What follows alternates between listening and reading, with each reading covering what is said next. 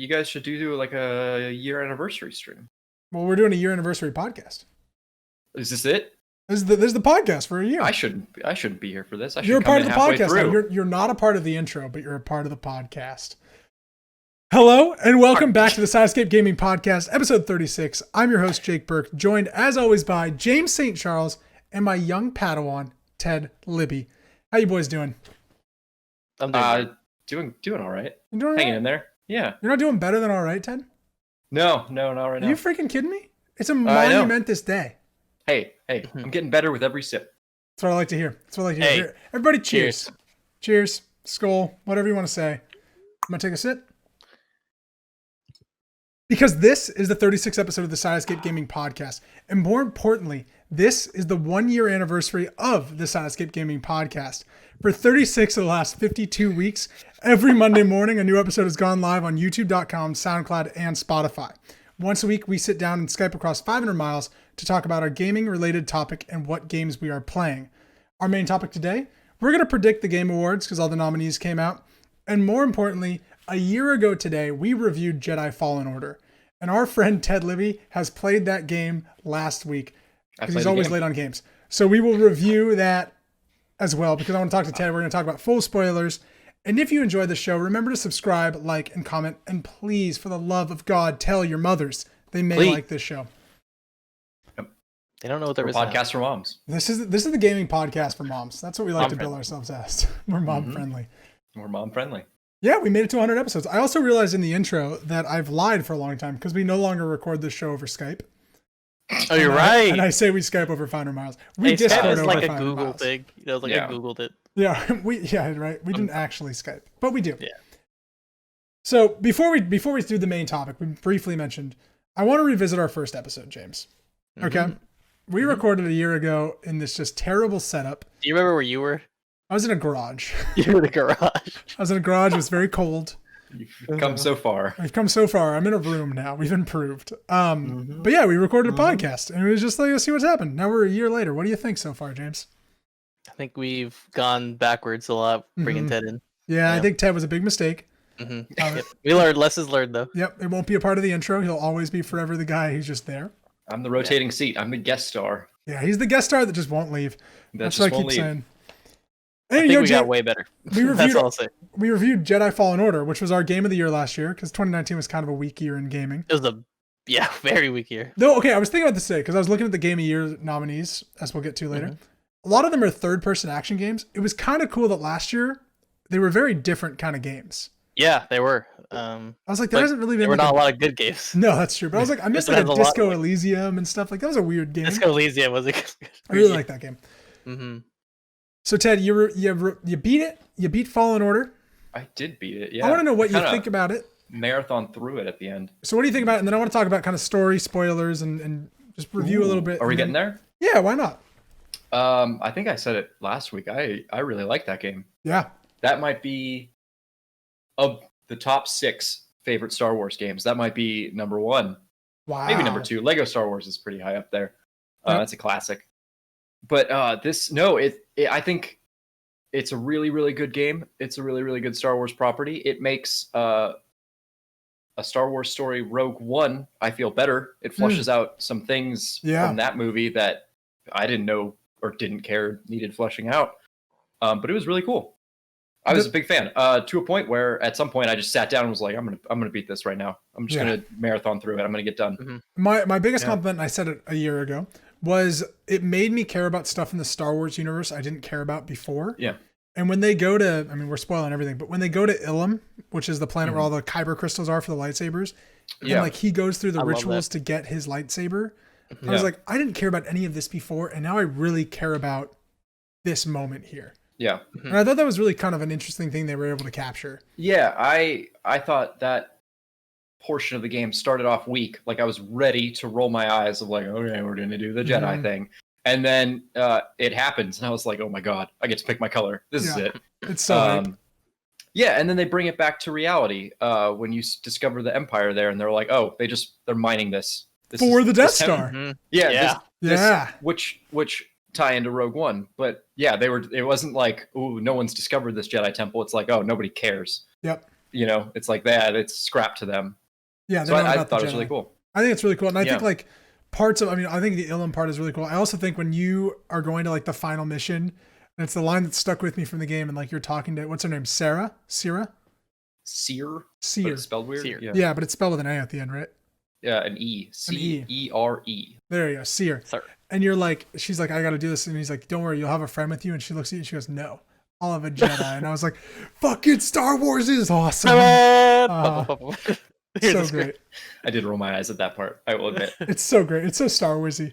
And then what did you think about the Metroidvania blending with also like Dark Soulsy combat? I loved it. I mentioned it again and I stick by it. I think the combat is really good. The boss fights I didn't think were that good. Yep. They felt like the worst parts of fighting games where there's just always something the boss is doing that just screws you over. Yeah. And so I was stuck on the last boss for a hefty amount of time before I kind of figured out all the very precise things you need to do at the right time to get it down. It felt good beating it, and I felt very accomplished, but it also felt very cheesy up front of like, all right, we're just gonna pick option. We're gonna. But then you had the great moment where you think she's gonna kill you, and then she gets choked out by Vader. Thank God, dude. That was so good. Yeah, I thought she was like kind of a laughable bad guy, which fits in very well with Star Wars. I was like, who are you? I think what she's are you supposed doing? to be. Yeah. Yeah. But that was fine. It wasn't why I was there. I was there to explore Jedi tombs that I never knew existed until this game. Listen, following a dead scholar, and learning about all it was great. It was rad. Like I'll take more of that any day. I'm really curious about the sequel and what they do, because a big part of that game was like, I finally have force push or force pull, and like I can do different things. But you can't like revert back to that in the second game. Like amnesia. He hits his head and he's like, I don't know how to force pull. No, you can't do that. It's like, I've lost my Jedi powers. I would hate that so much. Then he goes to the dark side. I was ready for that. I will say, are we talking spoilers? Yeah. We just mentioned that Vader's in the game. It's the big spoiler. Is that the big spoiler? Okay. It's a big spoiler. Wait. Before you hold your idea, speaking of Vader, that was like the scariest I've seen him besides in Rogue One. Rogue One, he was like probably the scariest I've ever seen Vader. Well, in that game, like holy. That's the thing I like about what Star Wars has done with Darth Vader since the original stuff. I mean, obviously, big Star Wars fan. I've talked about it a lot on the show. Like Darth Vader, we're always told is really scary, and like the one cool thing he does in like the original trilogy, he like blocks the bullets from Han. But like seeing him in Rogue One and now this, where like he's collapsing the entire thing around you to kill you. I'm like, he's such a cool villain that I wish there was more of like scary Vader. Like in Star Wars Rebels, there's a great moment in Rebels where like they're fighting and they're trying to escape, and Darth Vader shows up and he like destroys his ship with the Force. And like they aren't gonna fight him. There's like, we have to run now. Like we can't fight this guy. And there's two Jedis with him. Like we can't do this. And I think that's like really cool what they were able to capture in Rogue One for modern Star Wars audiences. Yeah, God, Rogue One. That ending. Oh, it's just chilling. Yeah, like them, just how important they got that data off. And like, it's so cool. Rogue One's so. Anyway, Ted, back to what you're saying. Yeah, sorry, Ted. So spoiler talk. Okay, so the last planet I think you go to that's not a weird kind of one-off is Dathomir? Yes, that's the planet where Maul's from and stuff. Yeah, I thought that was rad. I went down, it's the red planet. I was like, ooh, this is kind of fun. Mm-hmm. You start meeting these tribal people, and I was like, and then you meet the stranger who ends up being a evil Jedi. Yeah. And I was super psyched, and I really wish that had delved a little bit deeper. Mm-hmm. I was expecting to go walk into that tomb and have to like face the dark side, or maybe get some contrary powers or contrary points of view and make a real like, which way is it gonna go? And then it was just a quick boss fight and it's over. And I was really hoping for a Jedi Tomb Raider that was all about the dark side. I don't know what it would be, but maybe, I don't know. And I kind of hope that's what the sequel is like they dive more into this. Well, and I think if I have one complaint with this game, it's that clearly a lot was cut from it. Mm-hmm. There's an entire bit about like bounty hunters. Yes. That pops up that happens out of nowhere. Okay. And then you leave. And then every once in a while, really cool looking bounty hunters show up and you kill them pretty easily. And then it just says bounty hunter defeated and you move on. That's the thing. Like if we go watch our episode from a year ago, James and I talked about this moment. Like there's a super awkward cut in this game, like where they cut like 30 minutes out of this game where like the bounty hunter thing happens. You get picked up by Grease and he's like, yeah, I did that to you. Sorry, kid. And then like they never mention it again. He's like, did this guy turn me into the bounty hunter? Arena, then you leave and it's like, okay. Well, like Grease like admits to putting you in this situation and then it's just never talked about. Well, it's super awkward for me because that scene happens and then I listen to the dialogue, the ship travel dialogue afterwards where they're explaining that he has a gambling problem. Yeah. But it happened afterwards. So I was like, oh, is that? It was super awkward.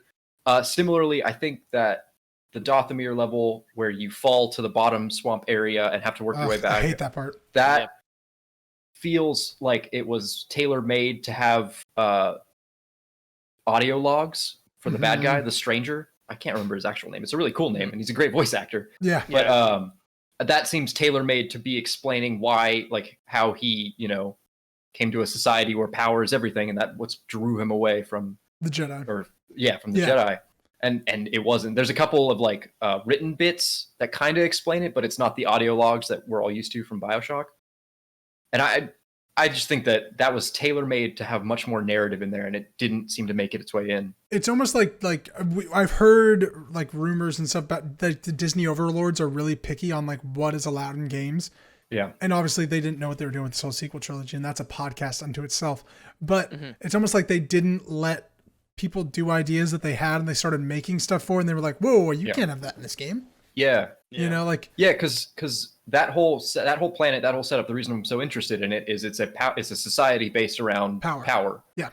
If you want to be better than someone next to you, you hit them.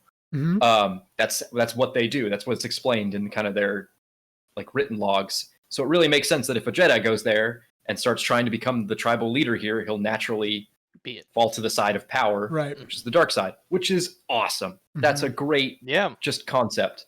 I'm curious for the sequels, like because they're gonna go out and like gather more of the remaining hidden Jedi, even though they cut up the thing. Yeah. Supposedly, like there'd be even though like they just don't know where they're located because they're just like. But I'm wondering how many just turned because it's like they feel like they've been like forsaken or like left out, so they just. That's a great. All right, I'm gonna go settle. Yeah. How many of those Jedi that turn? Well, and I think like all this thing. Oh, sorry. Oh, go ahead. I just think a thing that people don't talk about with Jedi Fallen Order that's really cool are the sequences where you play as young Cal, like during Order 66. Oh, okay. Oh, yeah. And I think like that's best moment when you high five a clone trooper. Yes, like right before he turns like, on you. Yeah, get him, and you're like, all right. And then you realize like moments later that guy's about to kill your master. It's great. But like that is a great. I think it's really cool, like when they toy with those ideas of like this young kid betrayed by everybody escapes. So it's like I wonder how much of that happened all over the universe. Yeah. Like it's a cool concept they don't really touch on. Witnessing that betrayal, like like Ahsoka deals with that in the Clone Wars. There's so much. I think it's a really cool idea. I'm curious about the sequel. It's obviously coming. It's going to be Jedi something. So, Fallen something or whatever. Yeah, and a little thing that I'll mention here at the end. When you beat that game, you unlock like it's meditation training, I think is what they call it. So that wasn't in the original game. That's an update. Yeah.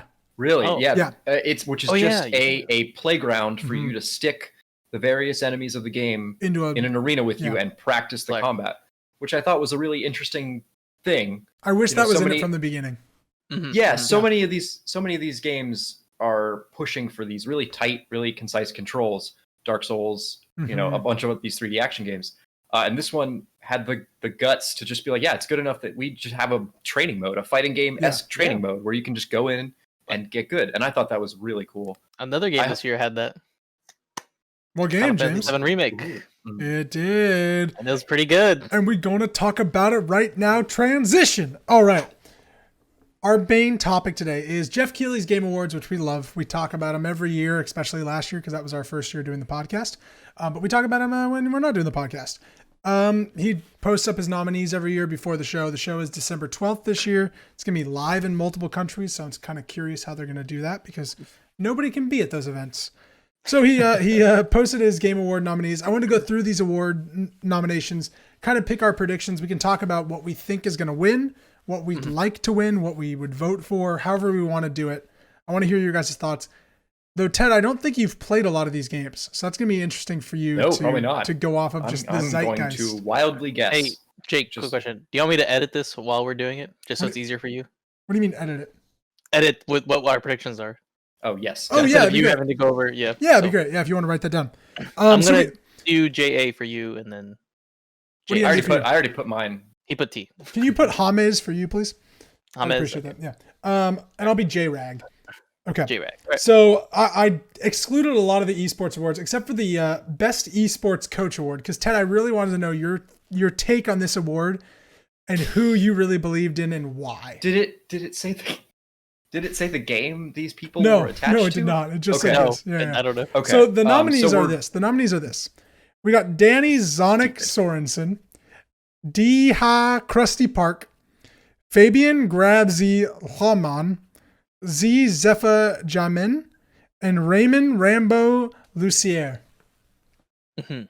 Who do you think, Ted? Tell me, give me your pick, Ted.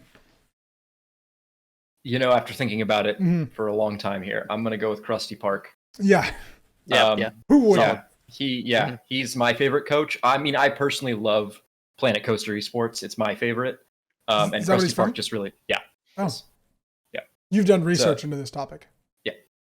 Wow. Yeah. I kind of feel like you have an yeah. unfair advantage. Okay. I went to a library and looked it up. Wow. Yeah. Wow. Jake, what about you? I really think that anytime someone can grab something, they're grabbing victory. So I'm going to go with Fabian Grabsy Loman. Grab C. And yeah, please include this in our prediction tally that we'll report back on after the episode or after that. And then James, who do you think on that award right there? I'm going with Zonic. Wow. Sorensen is a pretty powerful name. So That's true. Let's go with Zonic. That's true. Dated a girl named Soren once, so I get that. All right, now we're gonna go into the nominees. You ready for this? Best multiplayer game: Animal Crossing: New Horizons, Among Us, Call of Duty Warzone, Fall Guys: Ultimate Knockout, and Valorant. Those are the nominees. What do you think is gonna Call win of Duty the award? Warzone came out this year, huh? Isn't that insane that it came out Yeah. this year? Crazy. Well, was it a COVID release? Yeah, it was like a February. Yes. It was right before because we started COVID, playing it in COVID, James. Yep. Yep. That was fun. That was some good fun time. times. I thought about going back. I got it on my Series X now. Might as well go back. You got enough space for it? Not a lot. No, I'm already like full. Got him. We'll get back on that in the next episode. Next Yeah. episode. Yep, Next week's. Okay, so out of your opinions, what do you think is going to win that? I want to know what you think. First off, is going to win. James is going to write it down for our tally at the end of the year.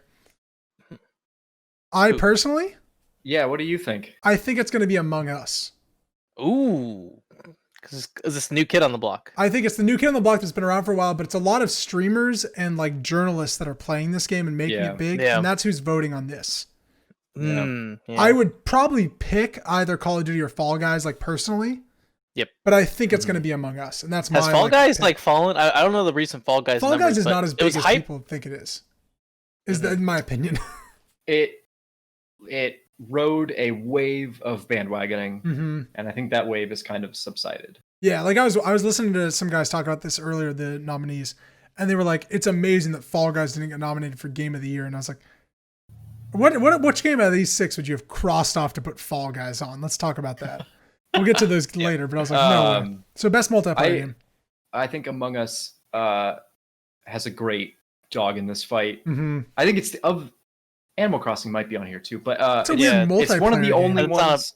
Among Us is one of the only ones that's doing something truly new. We haven't really seen a. It's that or whodunit. Fall Guys, in my opinion. Yeah, it's either, that's what I'm thinking. It's Among Us or Fall Guys. so. Yeah, because Fall Guys is also, I guess, an obstacle course hasn't really been done before, but neither really is a whodunit. No. And Among Us is huge. People text me almost daily of like, "Hey, do you want to play?" And I go, "No, not really." No. But I literally did that to you like 2 weeks ago, and you said I will Yeah. never play this game, and I was like, well, okay, there you go. Guess we're not playing. I think the reason I think it's Among we'll Us. talk off the air. We'll talk off the air. Please, yeah, we'll sort this out later. I think the reason it's Among Us though is because right now it's in the zeitgeist, where Fall Guys was like 3 months ago. And so 3 months no, ago. but like Jeff the Keighley, gaming, please. the gaming community is very like what's happening now. As we'll see with Jedi Fallen Order, which we just talked about, which is up for this year's Game of the Year nominees, and it's not in anything except for one category. That's weird. Right? Yeah. So, We'll get to it. We'll what get do you to it. guys think? Put it on the list. What do you think? What do you predict? I'm agreeing with you, Jake. It's probably going to be Among Us. That I game think- is just so hype, and also it has like there's clones that are being made of it, which they started attacking right away. Like Among Us was like very clear, like, oh, whoa, we're putting our foot down. No merchandise. So people were trying to sell merchandise based off Among Us. Nope. So they're stepping up in the big ball game. They canceled what the is Hot sequel. Topic gonna do? Yeah, they did. They canceled the sequel. They canceled the sequel because well, we're gonna build this game out. Yeah. I think it's gonna be Call of Duty Warzone. Okay. That's a good choice. Write it on the list, James. Let's let him be wrong. Luckily, Ted helped me. He went ahead and did all his, so it's just you and I. Oh wow, that's really nice. Okay. Innovation in accessibility is where I want to go next. Sorry, Ted. We got a lot going on. What does that mean? So the only reason I put this on this is because I think it's a very important topic to talk about. A lot of the games have been really tuning in their accessibility controls for people that are either hard of hearing, colorblind, have missing limbs or anything. That Xbox has a great accessible controller that they have out that has like the pads for buttons. Yes, 2 pads. The reason I put this on is I think it's a really cool idea. This is an award that we're like basically complimenting someone to go in the extra mile. Yeah. The nominees are Assassin's Creed Valhalla, Grounded, Hyperdot, Last of Us Part 2, and Watch Dogs Legion. I personally put Last of Us Part 2 because their accessibility controls for colorblind and hard of hearing are insane. I have heard that too, and that's why I put that on mine as well. The game basically will change to basically being all green and red to like support green-red colorblind, and to go like all of these things. If you're hard of hearing, there's arrows that point in different directions when you hear like sounds, and that actually the creative director, I was reading a story, the creative director talked to the accessibility people and be like, hey, we need you to move to this department. Can you stop doing this? And they're like, no, we need to do this for people that are X, Y, and Z impaired. So I think it's just a really cool idea that they're awarding something. We don't have to dive a lot into this, but it's fun that accessibility is becoming a big thing in games. I think we're all in agreement. The one thing I want to say is that game is like heavily reliant on senses and lack thereof too. So it's really great that they're tuning it for, or it was tuned for that. And it has some of the best settings I've seen in a game this year. Like just really easy and this will not be the first time we talk about The Last of Us Part 2. Probably not. Guarantee you. Also, as a person that can't smell, I'm glad that games are finally adhering to me to like figure out how I can play games without my sense of smell. Oh, it's really nice. You were pretty happy when Smell-O-Vision didn't get anywhere. Yeah, Smell-O-Vision just died right in the water. When Spy Kids 4D came out, I was like, "Fuck you! You're not taking me, bitch. I'm not scratching and sniffing for Jessica Alba and Joe McHale." Cheers. Skull. It's a great movie. It's not a great movie. All right. It's a terrible movie. Everyone should go watch it. It's on Netflix right now. Is it really? Find out. Yeah. Ooh, shit. I know what I'm doing tonight. Best sports and racing game. Dirt 5, FIFA 1 2020. No, sorry. F1 2020. FIFA 21. NBA 2K 21. And Tony Hawk Pro Skater 1+2. Ted, what do you think? You've already written down your Tony answers. Hawk, I think, wins this because it is the only thing new on this list. Everything else is a rehash of something they've already done. That's exactly to a fault in a lot of cases. I did a little check mark. You look like you're taking a test. I was taking a test. It's the only thing on this list that is new and different and also fun. So, And I think to be honest, I think it's the only thing that really reviewed extraordinarily well. Yeah. So if you think about it, everything else on this list is we saw it last year. Yeah, I agree. So James, you have an opinion in this race at all, or are you just going to go with Tony Hawk? Tony Hawk. I mean, it looked good. I didn't play it, but I watched a lot of streamers play it.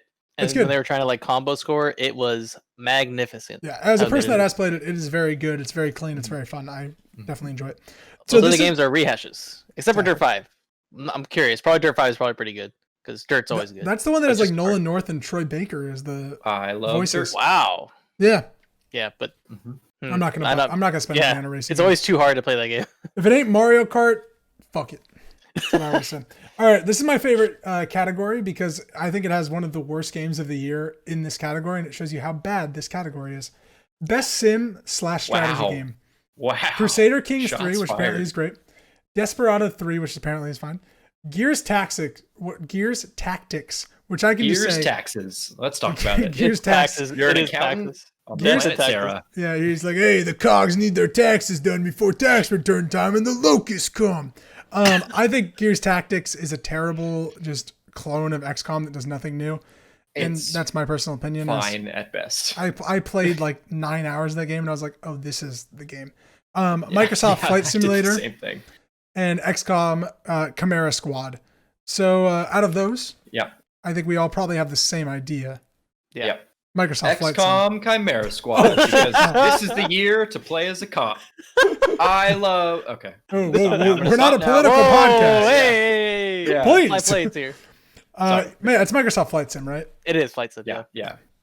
It's the only thing on this list. Get it on Game Pass. Like, come on, it's like insane how good. If there was a reward for worst loading in a game or installation process, it would be also Microsoft Flight Sim. True. Yeah, but the technology behind it is stunning outside of video games.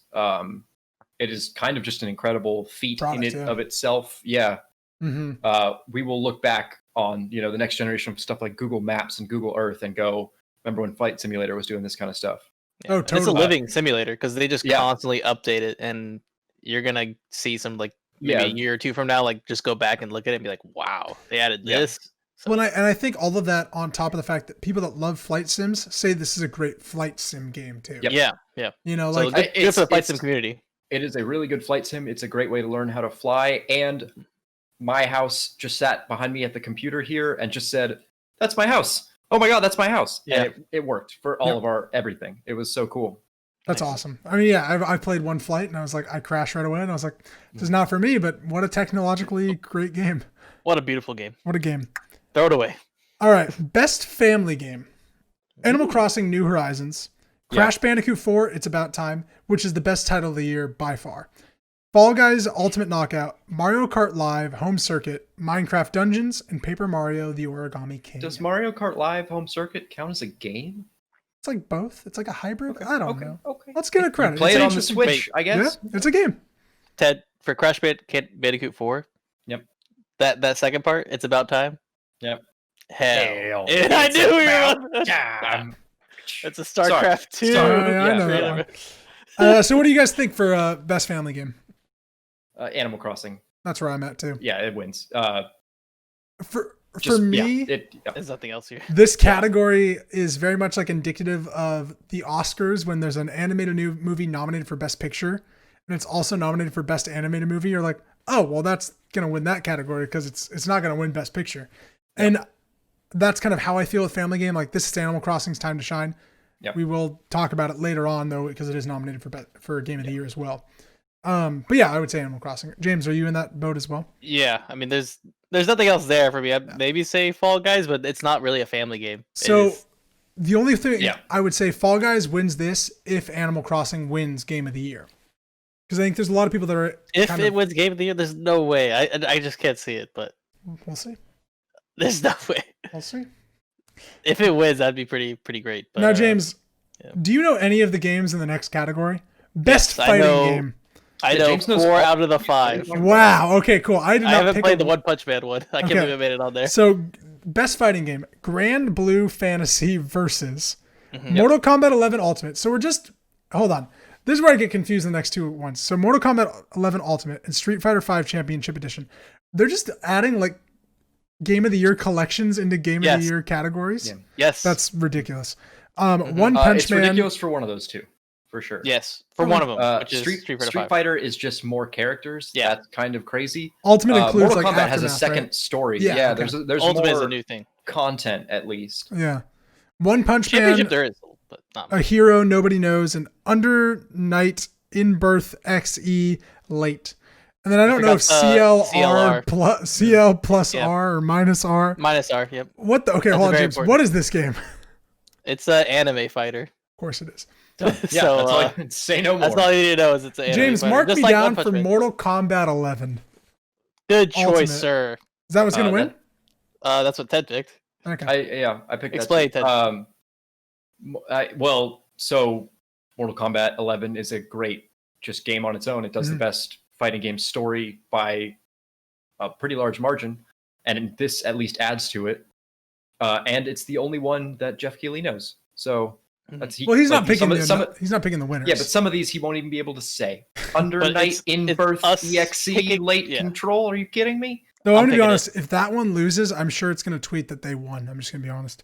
I'm going to pick it. Hey, no political here. Sorry. We're not political here on this podcast. That's a separate channel. That's Side Escape Political Gaming Podcast. Side Escape the US. Yep. All right, best RPG, which stands for role-playing game.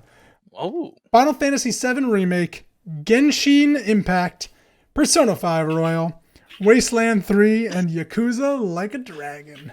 Ted, he got it printed out, so you can't do this. Oh, damn it. Okay. We'll keep He's that editing between us. All right. Yeah, we'll keep it there. I'm going to be honest. I think this is just like that animated category at the Oscars. Oscars. Yikes. Score? If you want a great podcast, listen to the next one because we'll be drinking more. Yes. Final Fantasy VII Remake has this by a mile. Yes. I think the only way it doesn't is if it wins Game of the Year and Persona 5 Royal wins here, but I think it's... Persona 5 Royal is Persona 5 did not come out this year. No, correct? just this the... is it's the extent, like an director's full- cut. Yeah. Yes. Ultimate Edition. Yeah. Full If you will, a championship It's an edition. Ultimate Edition. Yeah, Wasteland 3 I didn't get too much buzz about, unfortunately. Genshin Impact's weird Has a lot spot of with it budge, being but it's a free to- pay-to-win game. It's a So pay to win. Yeah. get it out of here. Yeah. And then Yakuza came out Like 3 days ago. a couple of days ago. Heard it's great. Heard it's awesome. Yeah. I gotta play it. Yeah. I've looked at it. Happy and for it, it's, but God.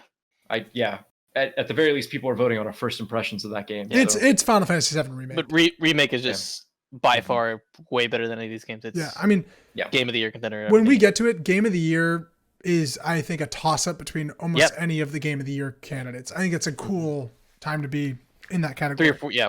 So did we all say Final Fantasy VII? Is that where we're at? Yes. Yeah. We all did. Best action game: Doom Eternal, Hades, Half-Life Alyx, Neo 2, which I can't believe came out this year, and Streets of Rage 4. I'm glad Streets of Rage is there. It's not going to win this category. I know. It's But it's so a great good. game.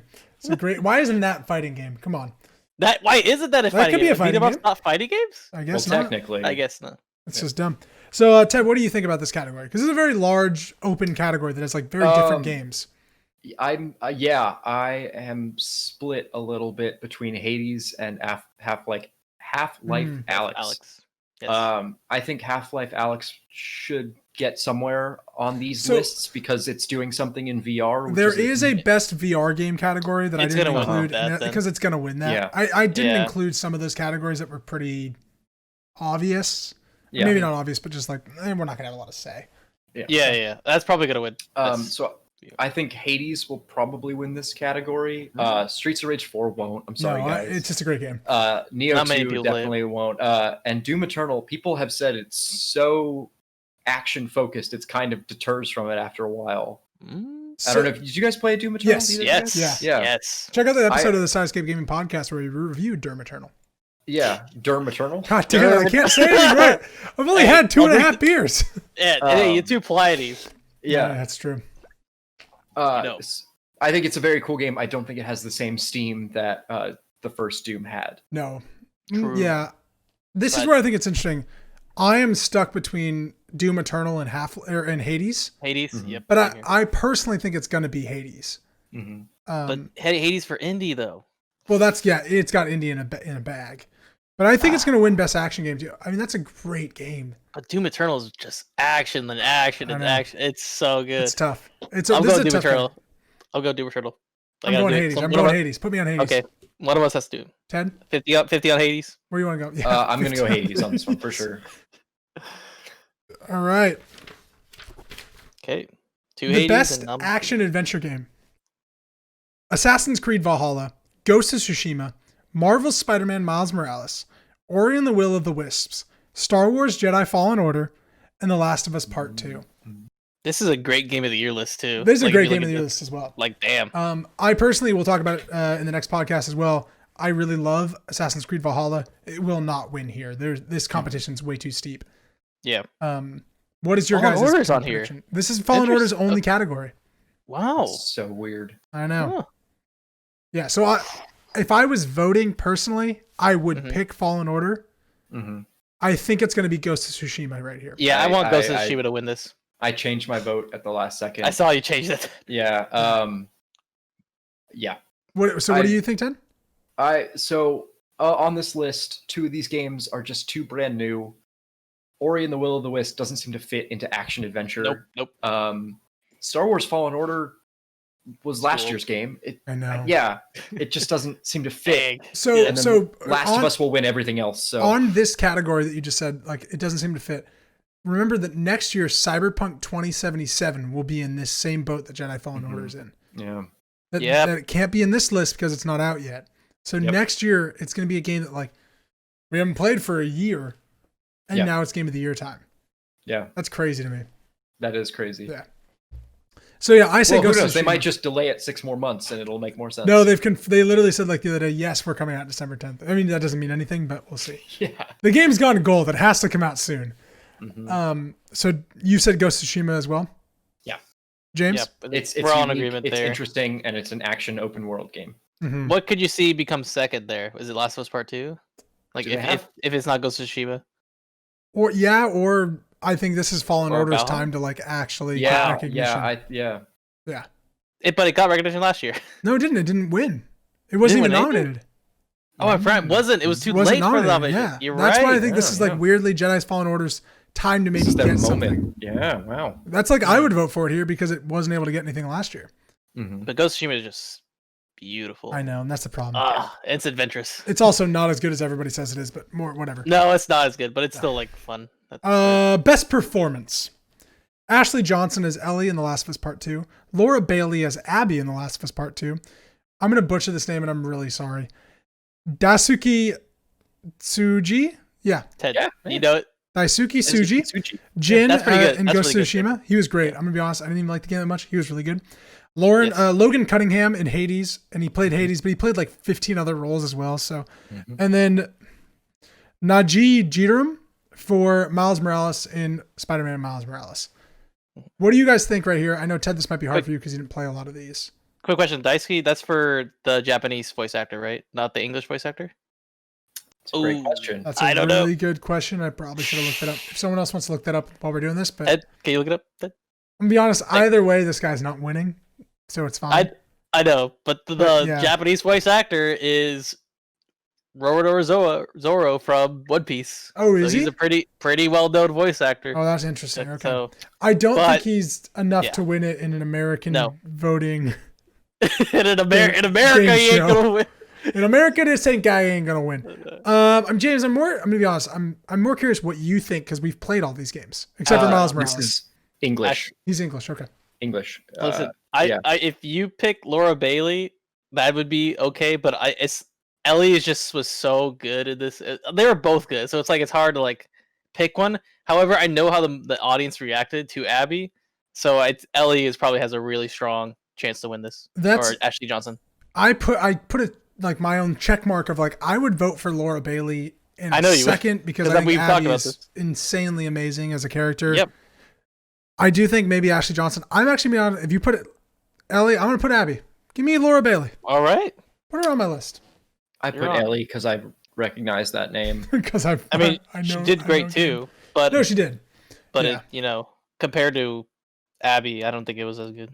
That being said, I would love for Logan Cunningham to win an award because he is one of the great voice actors in video games. I do. The voice is great. Yeah. However, when you're comparing it to actual the full rigged animatronic or full rigged, acting. Yeah. Which is voice plus motion cap.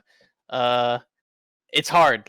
You can't just go off voice. It's really tough. Whereas, Logan is really great, and if they did have some full aspect, it would be good. But dude, the performances in Last of Us. I mean, I'm constantly haunted by the fact that at one point Abby goes, "We let you live, and you wasted it." And I'm like, dude, that line delivery has fucked me up ever since. And it's Laura Bailey.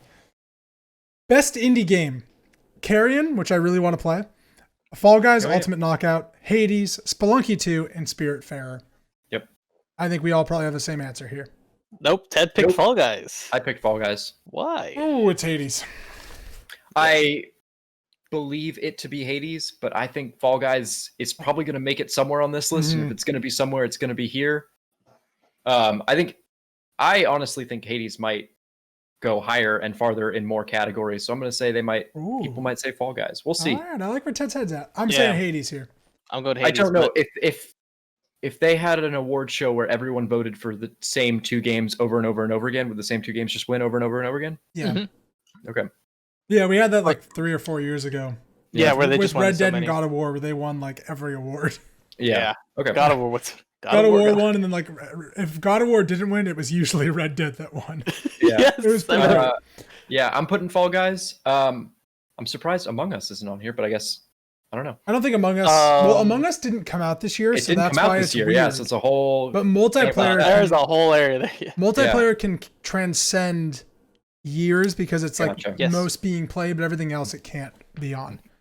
Carrion looked interesting. I've looked at that game. Yeah, like, you're playing as the monster. It's like a big mob. Very cool game. It's Yeah, on I Xbox like it a Game lot. Pass. And Spelunky 2 is just like playing chess and like trying to predict the next move, and you're gonna have some bad deaths. I tried to play Spelunky 1, and I was so frustrated in the first hour because I didn't understand what I was doing. I've never touched it again.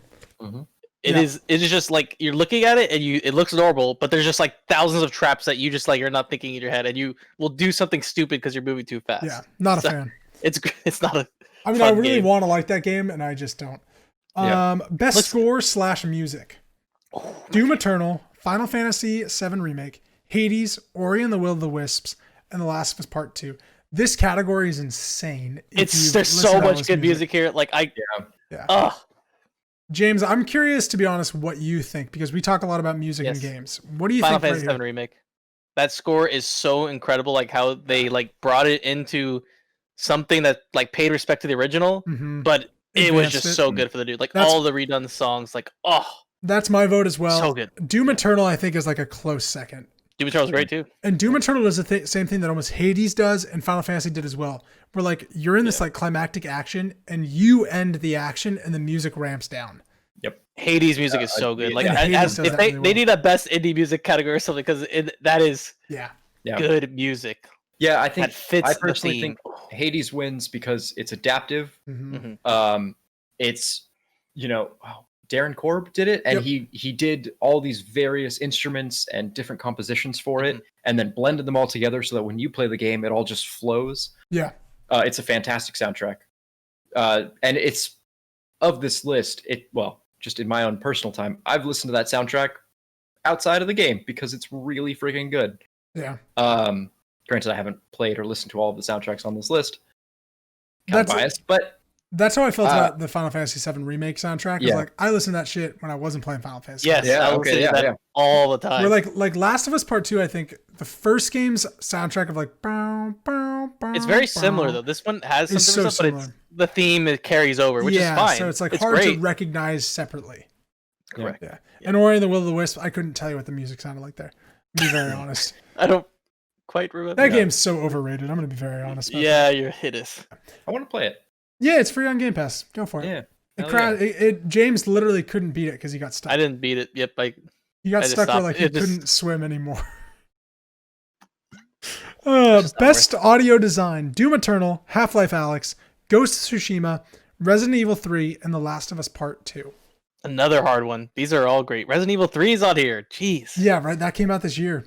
Wow. That's crazy. For me, this is The Last of Us Part 2.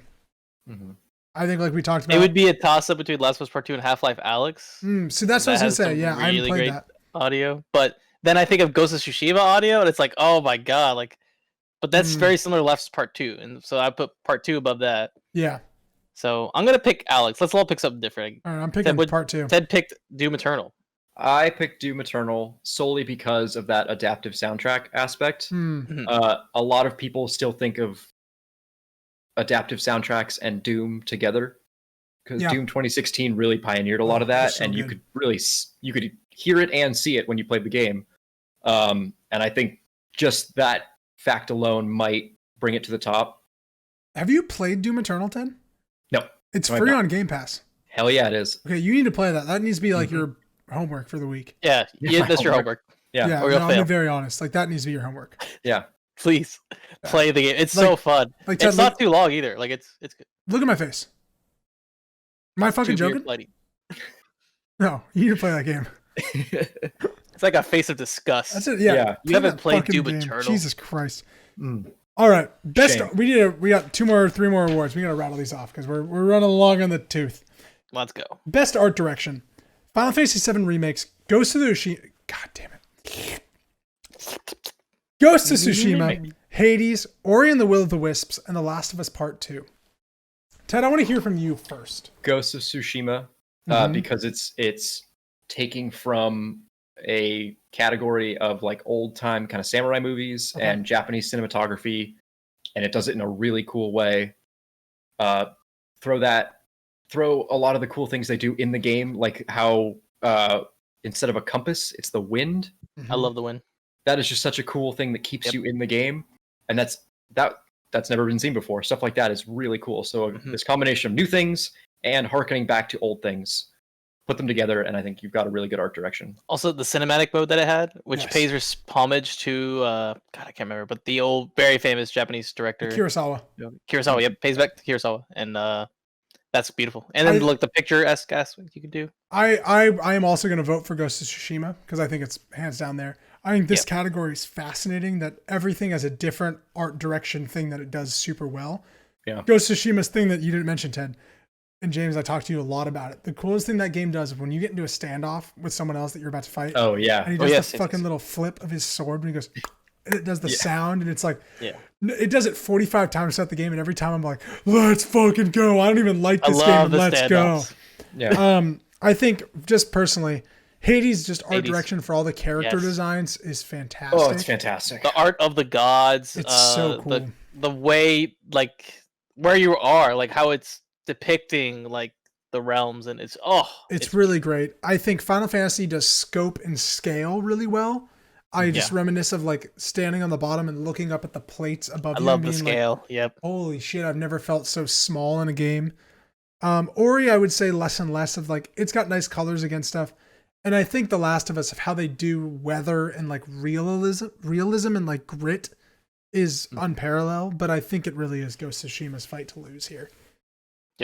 Yep. Agreed. Best narrative. And I'm gonna, be honest, guys. Be honest. Here's what I'm gonna do. Best narrative. Last of Us Part 2. I'm not even gonna read the other ones because fuck them. I think we all agreed there. Yeah. The other ones are, and it's a game I've never heard of, which I think is really interesting. 13 Sentinels, Aegis Rim. Anime. Yeah. Is it? Oh, I feel like it's probably an RTS or something. No, that's a different game that I know what you're thinking of, and I can't remember it either. Okay. Which had a good story, but Final Fantasy VII Remake, I think is a great story, but I think it's too nerdy at the end to cinch that. Yeah. Ghost of Tsushima, Hades, and The Last of Us Part 2. That's where I'm at. Yeah. Good. Yeah. Hades has a very good story, very good ending. If you're willing to get that far, I think that's the problem with it. I don't think people are willing to go that deep. Yeah. Best game direction. Final Fantasy VII Remake, Ghost of Tsushima, Hades, Half-Life Alyx, and The Last of Us Part 2. What does game direction mean? It is the overall like course of the game. It is the director. It's like best director to best picture. It's like best director, yeah. Yeah, it's the person in charge of making it. So like Neil Druckmann would be for Last of Us Part 2. Ghost of Tsushima would be Nate Fox, I think is his name.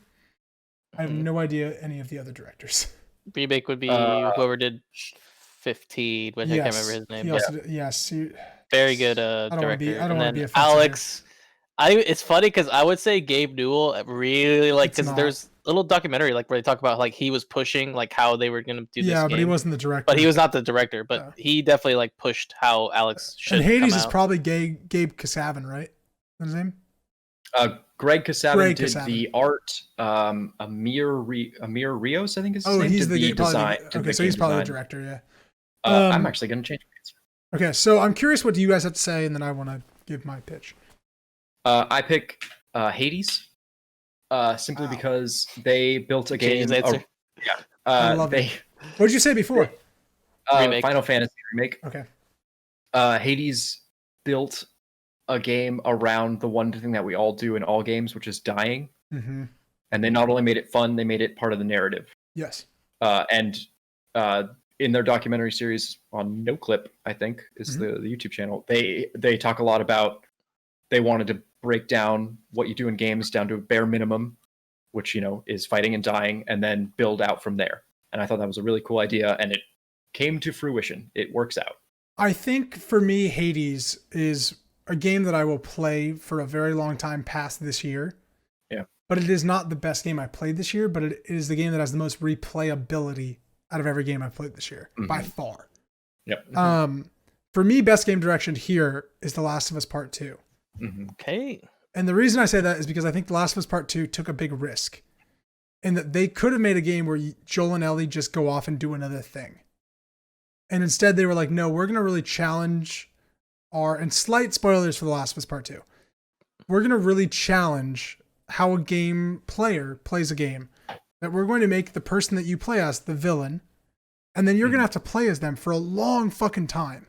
And by the end of the game, how do you feel about now trying to kill that villain that you just played at?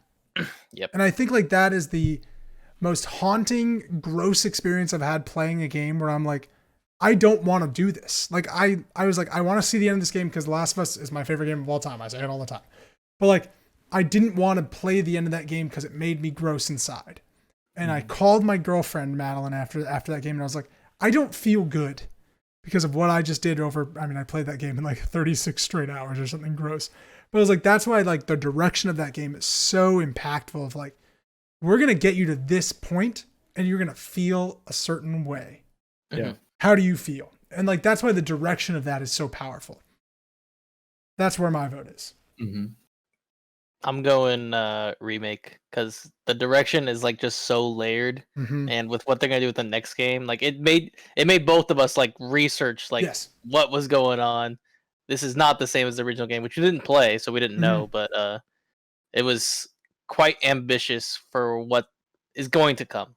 And I think like those three, and honestly, out of all of these, I think there's four out of the 5 things. There's an argument for all of them. All of them. 4 out of 5, I would say is pretty. Yeah, I would say Ghost of Tsushima is a little less, but like everything has a great argument, and I would not be mad if any of these won. Yeah. Yep. The reason I vote Last of Us Part 2 is because I don't think it's going to win Game of the Year. Oh, really? Yes. I would vote for it for Game of the Year because it's one of my favorite games ever made. Yeah. I don't think it's going to win. Well, let's get into it. Game of the Year, folks. Animal Crossing New Horizons, Nintendo. Doom Eternal, id Software. Final Fantasy VII Remake, Square Enix. Ghost of Tsushima, Sucker Punch. Hades, Supergiant. And The Last of Us Part 2, Naughty Dog. Now, before we even say our comments, what a great list of games. And how lucky we are that this is like... Do we have last year's list? I want to look at last year's list. Sekiro won Game of the Year. That's all you need to know. God.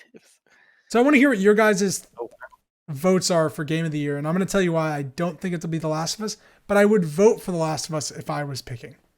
I think you and I are on the exact same wavelength.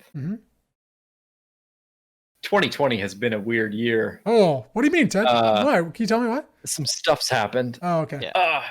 Animal Crossing would never be on the list if that stuff didn't happen. That's what I'll say. For the first time in my life, my own mom told me not to go outside. I think that Animal Crossing will win Game of the Year because it brought comfort to a lot of people in a very discomforting time over... When did that game come out? That game came out in March. Yeah, it came out right when coronavirus hit. It came out like you guys were here the week that coronavirus hit. That whole week I was texting James like, "Do I want to buy Animal Crossing?" I remember that. You're like, and then everyone was like, before even up to it, you're like, "I'm not gonna buy Animal Crossing." I would never touch this game. Like... And then it was like, "The world's about to end. Do you want to live in a happy place?" And I was like, "I'm gonna buy Animal Crossing, James." So it was the week after you left. So it was like March 24th or whatever. Yeah. And I think for that reason alone, it will win. Because, like I said, because of this year, it brought comfort and solace in a year where people really needed it. Like, some of these games are just sad or depressing or a slog, and for as fun as they were, for as great as they were, they didn't make people feel safe. And I think Animal Crossing made people feel safe in a time when they needed it. James, it was a perfect time and place. The sad thing is, like, I didn't play it, so. You guys have got it beat on me. I really want Last of Us Part 2 to win. I didn't play it either. Like, thinking about it, like, all these, like, how could you compare to Animal Crossing? Because it impacted so many people during this moment. Time. Like, Brie Larson was Tom Nook can beat the Doom guy. These are such good games. It's like, compared to Animal Crossing, it's like, damn, I really don't want it to win because there's just so much better games there that are, like, better games. It has less to do with a product and more to do with emotions. This year specifically. But then I think about, like, where's Animal Crossing going to win? So, and that's where it's here. Yeah. For me, I believe that Animal Crossing will win. I think. Are you voting for it? Yeah, I don't want to, but I think it's gonna win. And like, if I'm a betting man, I'd place it there. I mean, we're gonna talk about it in 3 or 4 weeks when we do our Game of the Year thing, and it's Cyberpunk versus Last of Us. I'm sure that's what it's gonna be. The Last of Us Part 2 for me is one of those great games that challenged what games can do. and I'm really sad that I don't think it'll get its moment here in the sun. But Animal Crossing defines 2020 in video games. Of like, everybody fucking played Animal Crossing. There was a talk show that got Selena Gomez on it that did Animal Crossing. Like, it owned 2020.